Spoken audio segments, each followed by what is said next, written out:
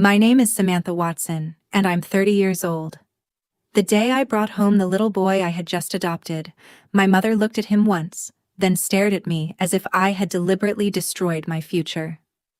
"You've lost your mind, you can't even take care of yourself," she shouted.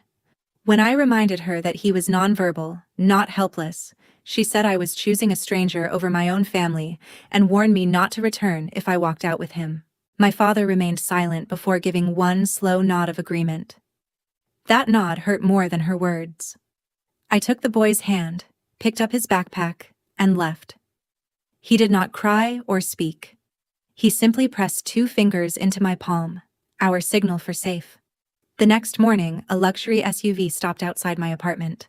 A well-dressed man stepped out with 2 security guards and stared toward the child standing behind my curtain. Before he reached my door, my phone exploded with calls from my mother and father, the same people who had disowned me less than 12 hours earlier. I let it ring. Then the stranger raised a sealed court envelope and claimed the adoption should never have happened. Even worse, he knew details about my family I had never shared with anyone outside it. I did not yet know that my parents already knew who he was, why he had come, and what they expected to gain if he took the boy from me. Before I tell you what he said, and what happened after I walked out, tell me, what time is it for you right now? Where are you watching from? And what's the weather like there? I'm curious to see how far this story will travel. Those words appeared across the document in the stranger's hand. I stayed behind my locked door with one hand around my phone and the other resting on the shoulder of the child I had spent almost a year learning to understand. His name was Noah. He was 6 years old, affectionate, observant, and completely nonverbal. He communicated through signs, picture cards, drawings, and a speech-generating tablet introduced by his therapist. Silence was not emptiness for Noah. It was a language most people never bothered to learn. The man outside introduced himself as Michael Hayes and claimed he was Noah's biological father. I recognized the name. Michael was the public face of Hayes Meridian Development, a company whose logo appeared on office towers, private clubs, and charitable foundations throughout the city. My mother had once pointed to his photograph in a magazine and called him the kind of man who could change an entire family's future. Now he was outside my apartment demanding access to my child. Michael claimed he had only recently discovered Noah existed. According to him, Noah's birth mother had concealed the pregnancy, and the adoption agency had failed to notify him.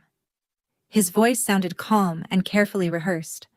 One guard remained beside the SUV while the other watched the windows of my building. "I'm not discussing a child through a locked door," Michael said. "You have the petition. My attorneys will contact you." I answered that all future communication would go through my lawyer, although I did not have one yet. Then I closed the inner door.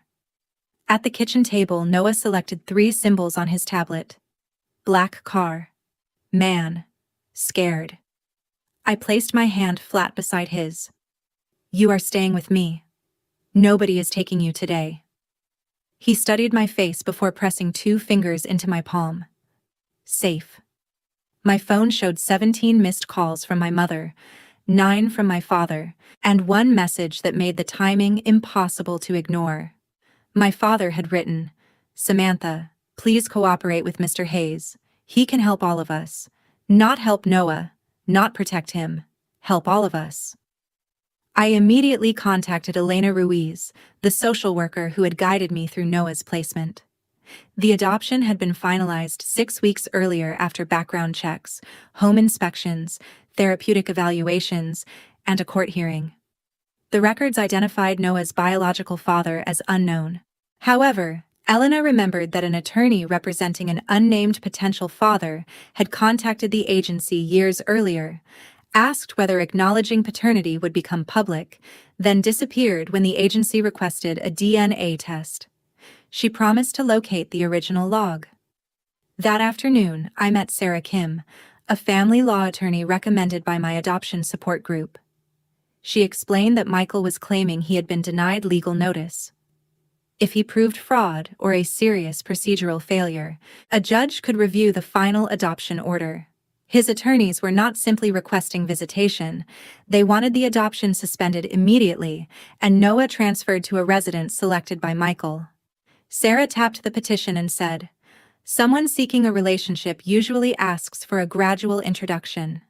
This man is demanding control before the child knows him."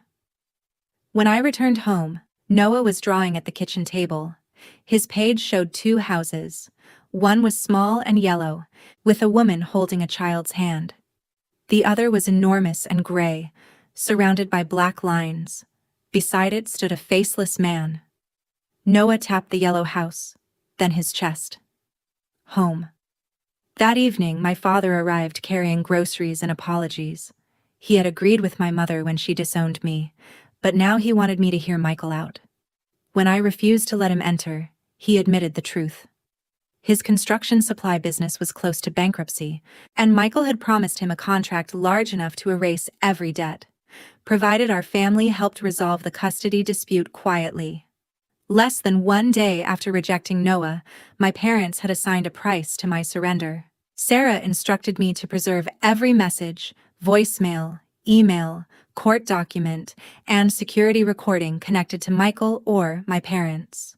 She also warned me not to confront anyone emotionally. A sentence taken out of context could be presented as proof that I was unstable. 2 days later, I received a motion accusing me of preventing Noah from forming a necessary bond with his biological father. Michael's legal team requested an emergency evaluation of my home, finances, mental health, and ability to care for a nonverbal child. They described him as a devastated father who rushed forward the moment he learned the truth.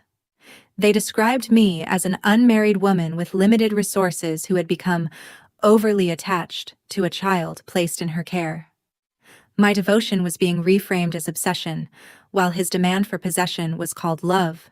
Sarah responded with adoption records, reports from Noah's teacher and therapist, photographs of his communication system, and documentation of the progress he had made in my home. When Noah first arrived, he hid food in drawers, slept near the bedroom door, and panicked whenever an adult left the room. I never demanded affection or forced him to communicate in a way comfortable for me. I built routines, learned his signs, attended therapy, and waited for him to decide I was safe. Months later, he selected the MOM symbol on his tablet while looking directly at me. Michael had witnessed none of that. Yet his lawyers argued that biology, wealth, and a famous last name made him the natural parent. The judge scheduled a temporary hearing and ordered 1 introductory session at a supervised family center. Michael arrived 20 minutes early with an attorney, a private child development consultant, and a photographer. The center refused to allow the photographer inside. Michael acted surprised, as if documenting a reunion for public use were perfectly normal.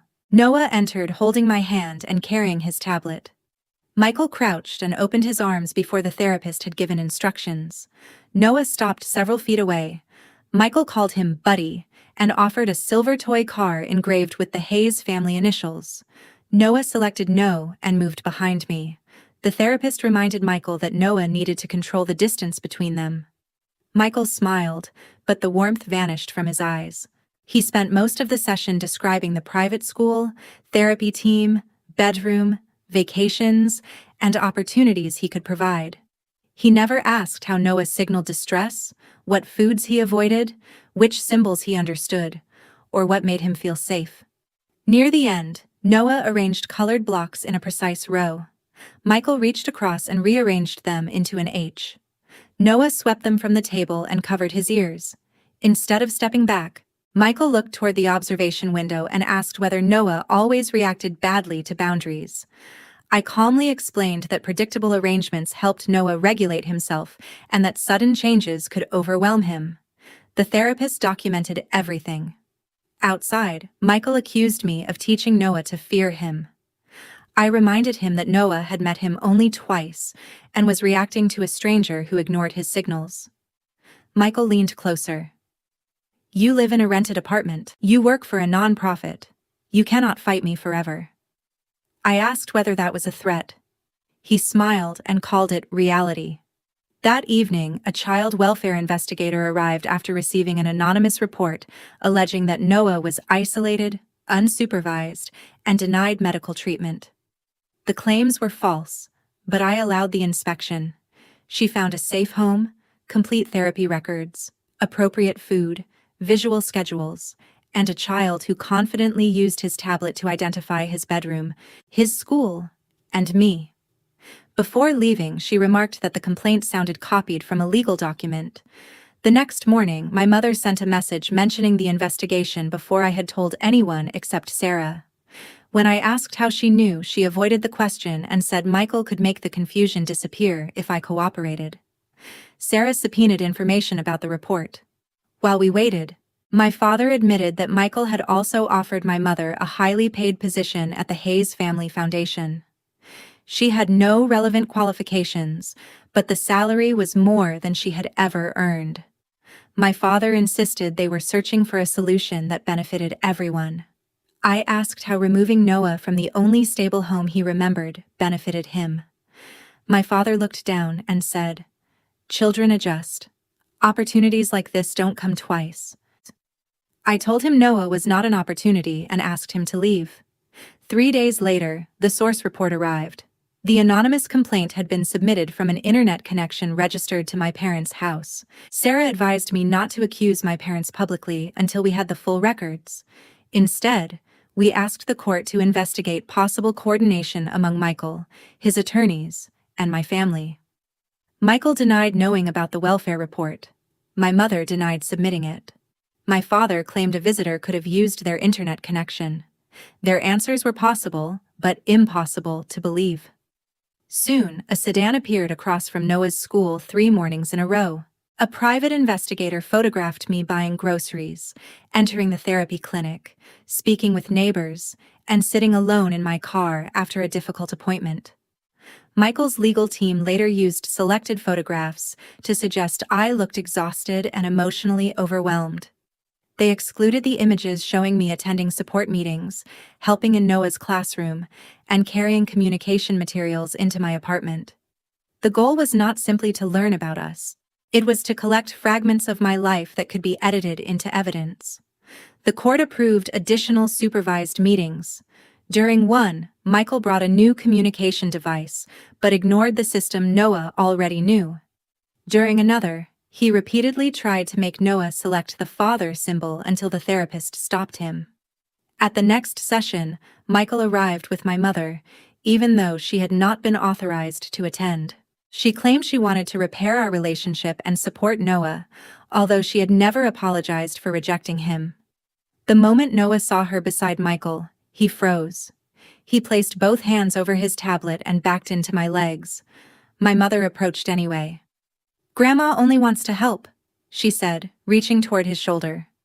Noah dropped to the floor, selected stop, and pressed the button 3 times. The electronic voice filled the hallway. "Stop. Stop. Stop." The therapist blocked my mother and ended the session. Outside, my mother accused me of programming Noah against her. I told her she had heard his answer and simply refused to respect it. Michael's attorney later claimed I had created an atmosphere of hostility, but the center's report confirmed that Noah became distressed when unauthorized contact was attempted, and that I followed every instruction. At home, Noah began drawing doors. Each picture showed a small figure on one side and several adults on the other. Some doors had no handle on the child's side. Dr. Lena Morris, his therapist, explained that children who communicate visually often process stress through repeated symbols. She documented that Noah's sleep, appetite, and ability to transition had worsened since Michael's arrival. She recommended slower contact and strict respect for his boundaries. Michael's private consultant disagreed despite never evaluating Noah independently. According to him, Noah's resistance might prove I had created an unhealthy, exclusive attachment.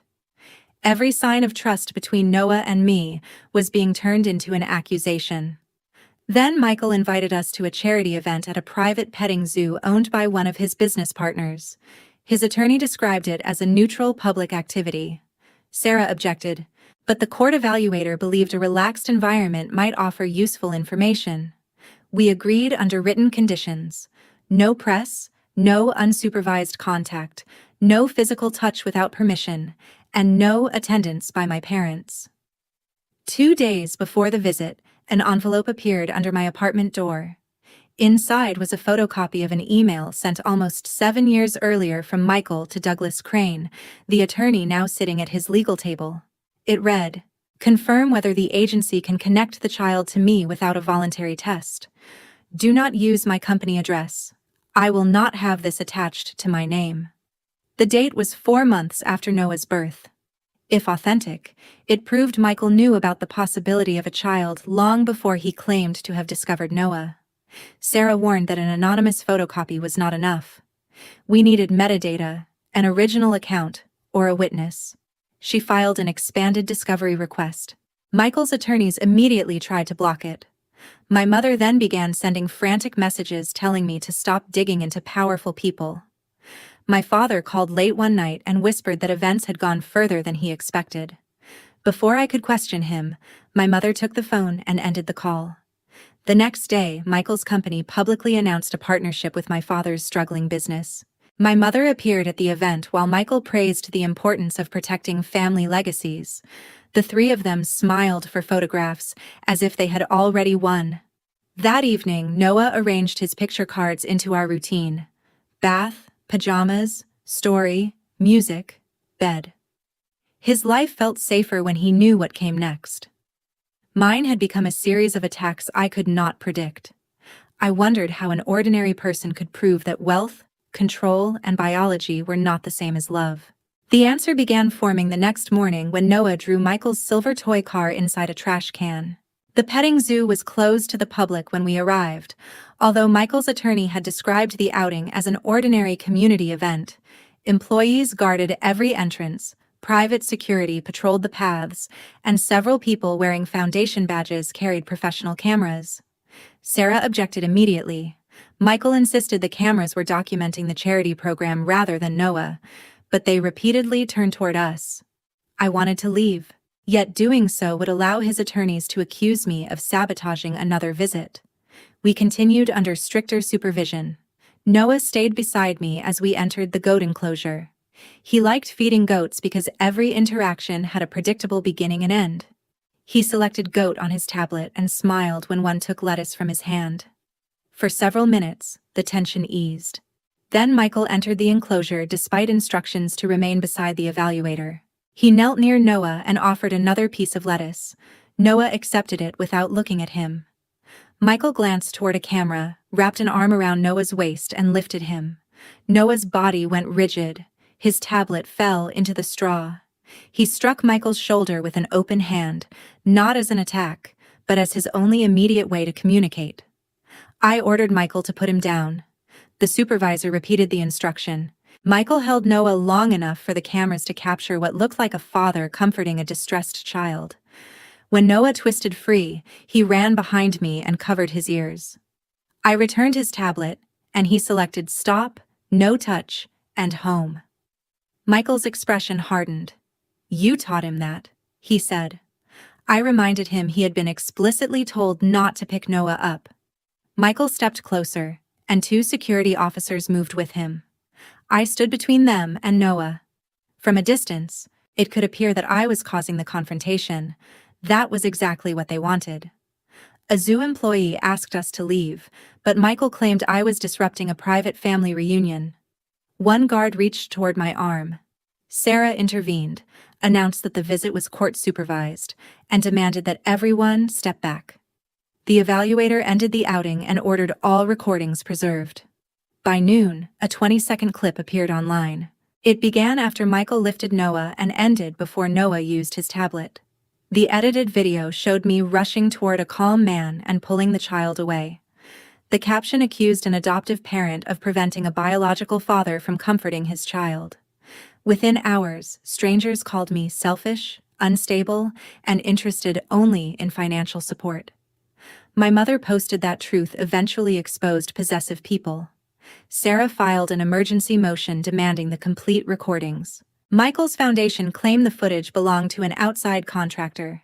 The contractor claimed a technical failure had erased several files. Fortunately, the zoo maintained separate security cameras. One captured the entire enclosure, including Michael checking the photographer's position, ignoring instructions, lifting Noah without permission, and refusing to release him immediately. Another showed his guards advancing toward me. The unedited footage reversed the meaning of the event. Sarah submitted it under seal and requested that all contact be suspended. That evening, a woman named Claire Bennett called me.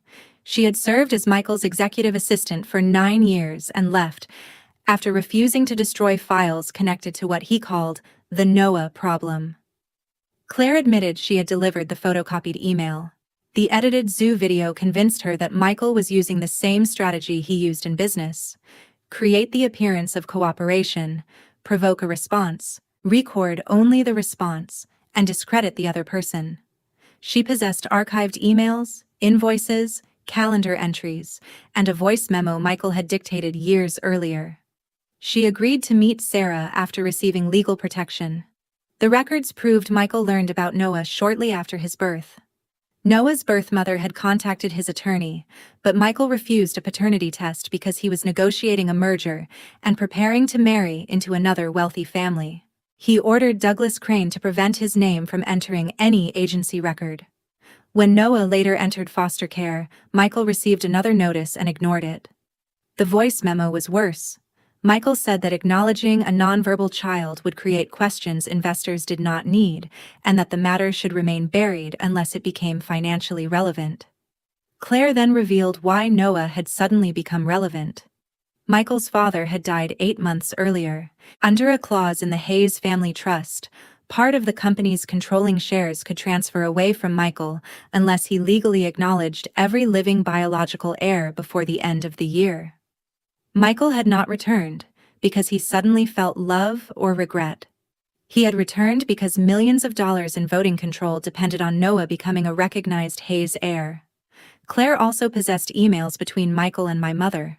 He promised her a foundation position and agreed to rescue my father's business.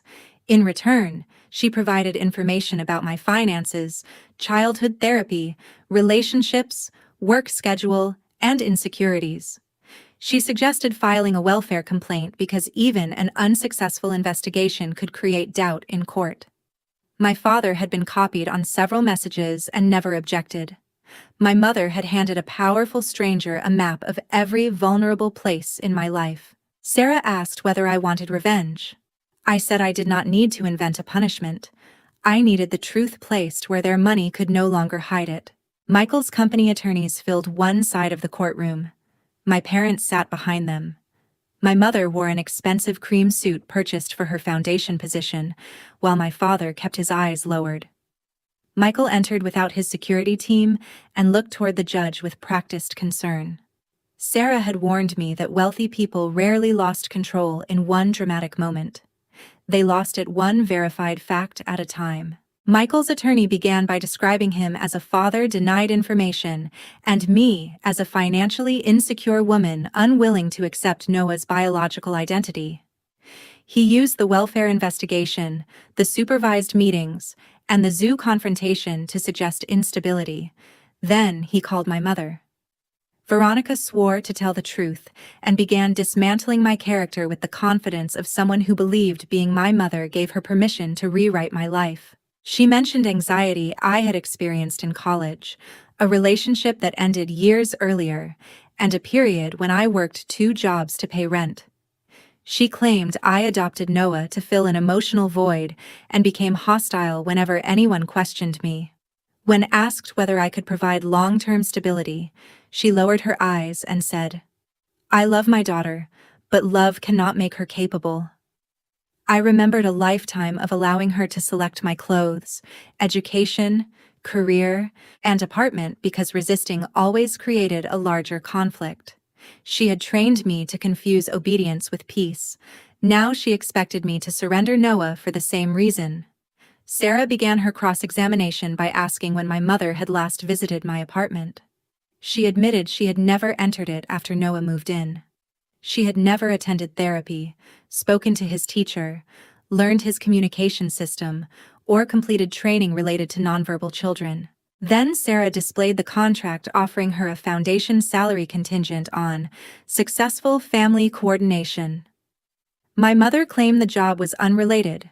Sarah presented the emails in which she provided my private information, promised to influence me, and recommended an anonymous welfare complaint.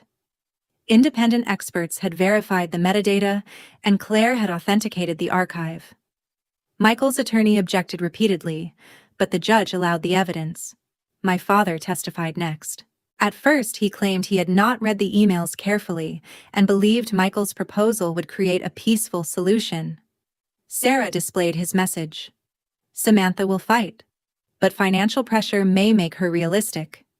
He finally admitted they knew Michael planned to challenge my income, housing, and ability to afford specialized care. My parents believed that if I became frightened enough, I would accept a private settlement. In return, Michael would save my father's business and employ my mother. The judge asked whether they understood their plan could remove a vulnerable child from a stable home. My father whispered yes. My mother interrupted that they wanted Noah to have a better life. The judge ordered her to remain silent. Michael testified after lunch. He claimed he had never known with certainty that Noah was his child, and described the old emails as preliminary legal questions. He denied caring about the trust clause, and insisted he wanted only to become the father Noah deserved. Sarah did not argue with his claimed emotions. She presented dates. He received a letter identifying Noah's birth date and placement status. 2 days later, he asked whether paternity could become public. His attorney contacted the agency anonymously and received a request for a DNA sample.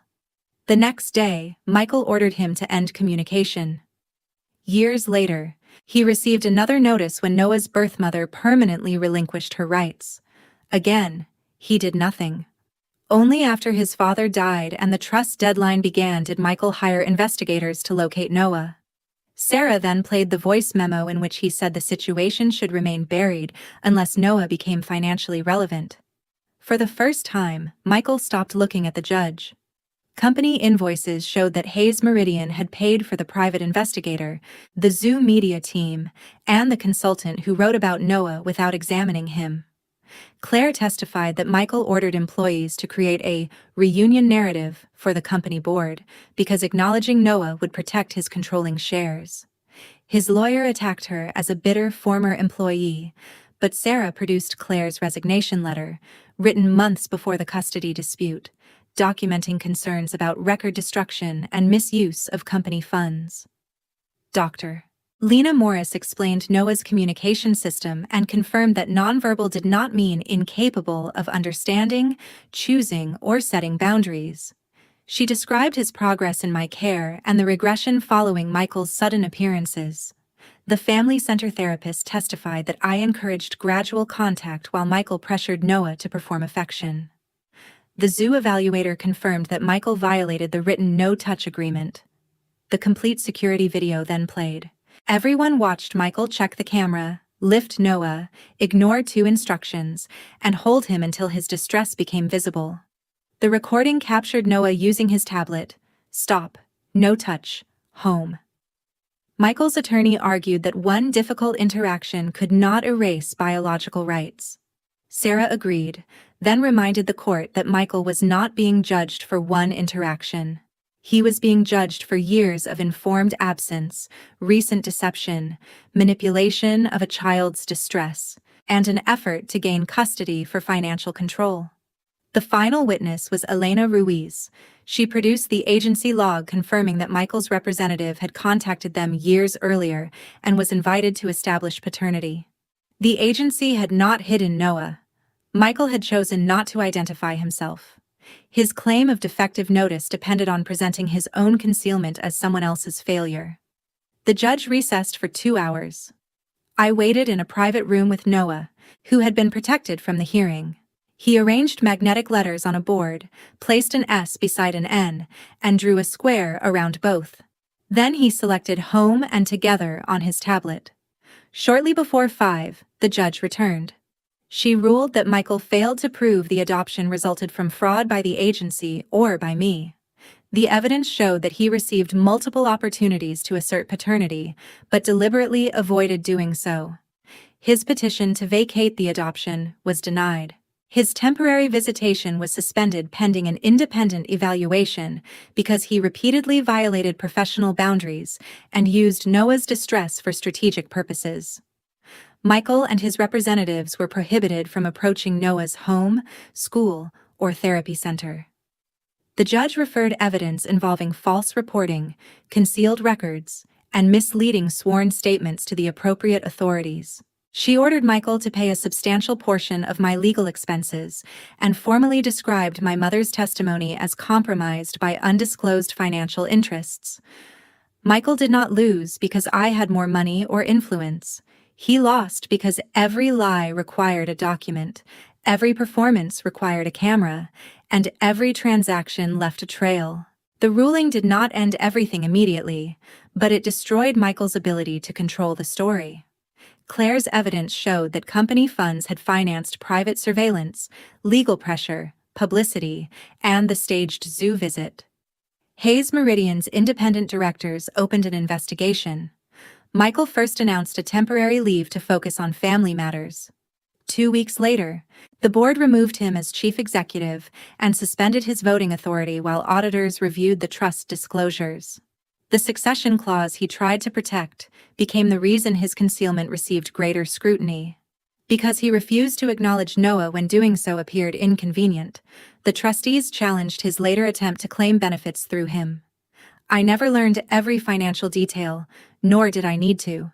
The important result was that Noah was no longer useful as a path to Michael's control of the company. Without that incentive, Michael abandoned his demand for custody. His attorneys offered a confidential settlement if I agreed never to discuss the case. Sarah rejected any condition limiting my ability to protect Noah or cooperate with investigators. Michael eventually withdrew his remaining requests. Any future contact would require therapeutic approval, evidence of sustained change, and a new court review. He could no longer arrive with an SUV, cameras, and security guards, and demand affection because biology gave him a dramatic story. He would have to accept the lesson Noah communicated from the beginning: no means no, and trust cannot be taken. My mother lost the foundation position before her first official day. The contract contained an ethics clause, and the emails proved she obtained the role by sharing private information and interfering in a family case. She called repeatedly, first angry, then apologetic, then angry again. In one voicemail, she said I had humiliated her before the community. I had released nothing publicly. Her humiliation came from the people involved discovering what she had done. She wanted me to carry responsibility for consequences created by her own choices. I refused. My father's supply contract disappeared after Michael lost authority at Hayes Meridian. His company entered restructuring months later. He asked to meet me alone and admitted he viewed Michael's offer as the last chance to save everything he had built. He claimed he never believed Michael would truly remove Noah from my home. I asked why he shared my financial information, supported a false welfare complaint, and testified against my stability. He said he kept expecting the case to end in a compromise. A compromise for whom? I asked. He had no answer. I told him that remaining silent while someone harms your family is still a decision. His nod on the night my mother disowned me had broken my heart. His silence during their arrangement nearly broke my home. I was not ready to forgive him simply because the plan failed. I ended contact with both parents, changed the locks, updated Noah's school pickup list, and gave copies of the court order to his therapist and child care program. For the first time in my life, I stopped explaining boundaries to people committed to crossing them. 6 months later, Noah and I moved into a modest townhouse with a fenced yard. It was not a mansion, and no guards stood outside. Noah chose the color of his bedroom, arranged his books by size, and placed his tablet on a charging station he could reach alone. His progress did not arrive as a miraculous spoken sentence. Speech was never the measure of his intelligence or value. He expanded his tablet vocabulary, learned new signs, and began typing short messages. One evening, I found him recreating the drawing he had made after Michael first appeared. There were still two figures, but the enormous gray house was gone. The yellow house was larger, with 2 windows and a blue door. Noah typed a message and turned the screen toward me. Our home. I cried because he had chosen his own words in his own way, and nobody could pretend not to understand them. People sometimes ask whether I took revenge on Michael or my parents. I did not destroy their careers, contracts, or relationships. I simply stopped protecting them from the truth. Michael lost authority because he treated a child like a financial asset. My mother lost her daughter because she treated loyalty as something that could be purchased. My father lost his place in our lives because he watched betrayal happen and called it compromise. Their punishment was the natural cost of believing Noah and I were too frightened, ordinary, or powerless to resist. Family is not defined only by blood, wealth, or titles claimed in court. It is built through patience, accountability, respect, and the willingness to listen, even when someone communicates without speaking. Noah did not need a powerful man to give him an identity. He needed adults who respected the identity he already had. I once wondered whether protecting him made me selfish. Now I understand that real love does not demand ownership. It creates safety and gives another person room to choose. Perhaps forgiveness will someday mean releasing my anger without reopening the door. But forgetting would teach them that boundaries disappear when enough time passes. Some doors should remain closed, not from bitterness, but because peace deserves protection. Tell me in the comments, would you have given them another chance, or would you have walked away exactly as I did? We appreciate you staying with the story until the end. The fictional video was created only for educational entertainment and dramatic storytelling. We hope it reminds you that the people who once made you feel replaceable do not get to return simply because they finally realized your value after